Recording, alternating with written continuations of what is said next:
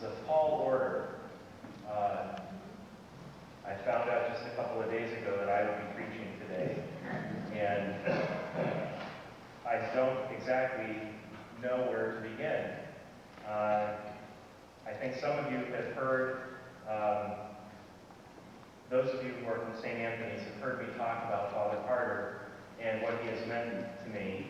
And I'm going to say a little bit about that this evening, but I also know that he doesn't want me to talk about him. He wants me to talk about the gospel.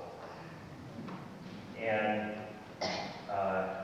I'm going to simply say a story that I don't know if he will call to mind or not, but Father Carter was assigned to my home parish.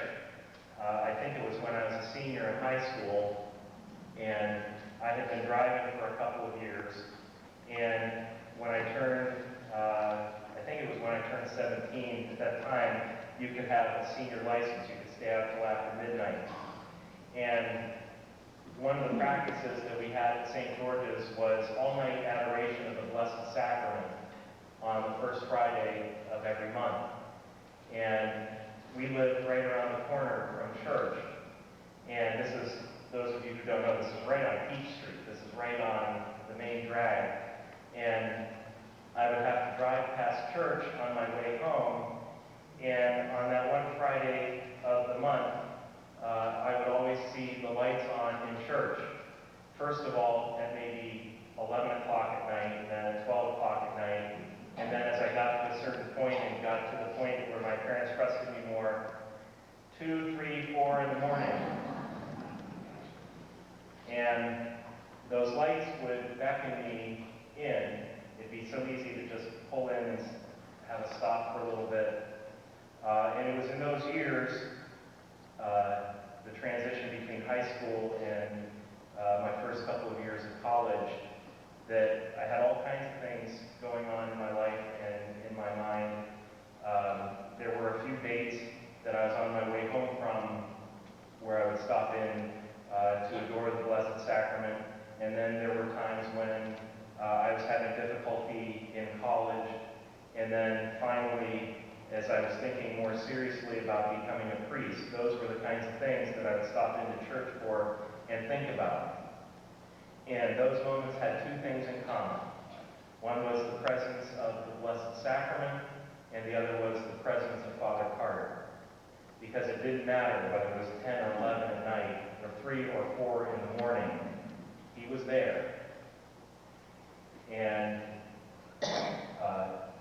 that was probably a metaphor for how he was in all of our lives, not just in Erie towards the end of his ministry, the last 20 or so years of his ministry, or his time with the people of this valley, stretching all the way from Ludlow into Warren, and points north and south and everything in between. I don't say anything scandalous by saying that I popped into church late at night and early in the morning, because he was knocking on your door during those same hours as well, from what I understand. And so the common thread that all of us share is the presence of Christ and the presence of Father Carter. And the presence of Father Carter has taught us an awful lot about the presence of Christ. We here at St. Anthony's are so blessed with this beautiful church building, and it was because of his creativity and his hard work, his ability to motivate so many people. But again, the building, the edifice, is nothing more than a metaphor for something much more substantial, a dwelling place in heaven that all of us have gotten a glimpse of.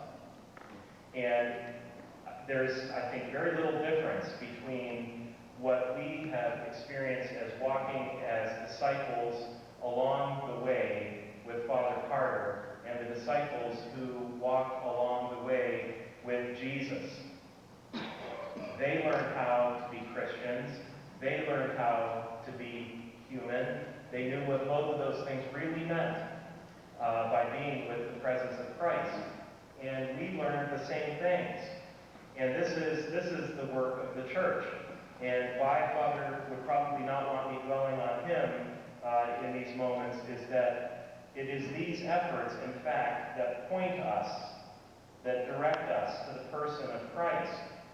And it's not just that we have these great people in our lives upon whose shoulders we stand, who are the bedrock of the foundation of our lives, not just that we can rely on during a period in our lives, and not just that we look back upon and with gratitude and with thanksgiving give praise to God for their personhood, and for their discipleship and their ministry, for conveying to us the depths of the gospel.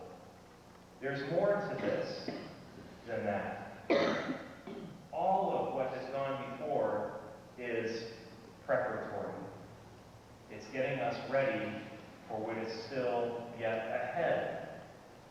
And that is the point of our association, that the people of Warren County, people of faith, and it's not just Catholics that we're talking about. We're talking about every human being because they are made in the image and likeness of God, that we share a common destiny and we share a common path.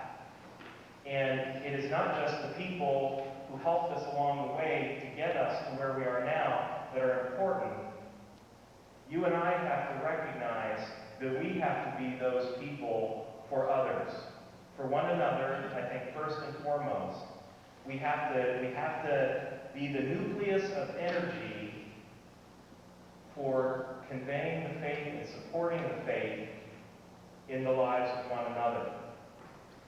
And we do that, as I say, for a purpose. We do that so that we can be a leavening influence in the life of this community and in the life of the world. We have always, and we will continue, to approach that common enterprise as weak, fallible, sinful human beings. We get such a snapshot of that in today's gospel. And we've heard bits and pieces of this same story in the readings of the church over the last several months.